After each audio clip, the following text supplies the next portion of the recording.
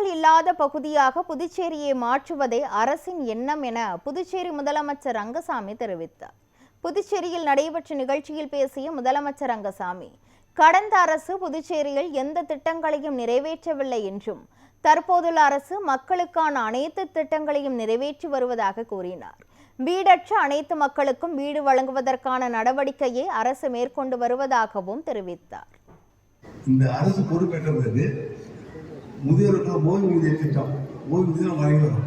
ஏதாவது கடந்த அரசு ஒரு பைசா கூட உயர்த்தி கொடுக்க முடியுதா? இல்லை. புதிதாக உள்ள முதியோர்களும் சரி, உதவி தாய்மார்களும் சரி, நம் மாற்றுத்திறனாளிகளும் சரி, இந்த அரசு பொறுப்பேற்ற பிறகு உதவித்தொகையை உயர்த்தி கொடுத்து கொண்டே இருக்கிறது. சராசரி ஒரு மனிதன் முடியல அப்படின்னு சொன்னால் தனியாக சாப்பிட முடியும் நிலைக்கு இந்த அரசு கொண்டு வந்துருக்குது. நான் சொல்லுவேன், நம்ம ஊர் புதுச்சேரியில் யாருக்கும் சாப்பாடு இல்லைன்னு சொல்ல முடியாது.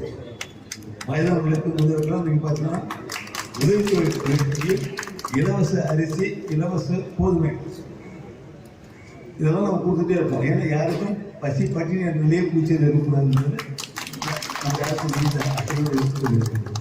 அதே மாதிரி வீடு அற்றவர்களுக்கு வீடு கொடுக்கணும், உணவு, உடை, தங்குமிடம், இது மிக முக்கியமான ஒன்று. இதையெல்லாம் நம்ம பூச்சியில் நம்ம கொடுத்துட்டே இருக்கோம். அதுக்கு ஒன்றாகத்தான் இந்த அடுக்குமாடி குடியிருப்பும் இப்பொழுது கட்டப்பட்டு இங்கே திறக்கப்பட்டிருக்கிறது. மேலும் 2-3 இடங்கள் கட்டப்பட்டிருக்கிறது. அந்த வீடுகளும் விரைவிலேயே திறக்கப்பட்டு மக்களுக்கு பயனுக்கு கொண்டு வரப்படும் என்பதை நீங்கள்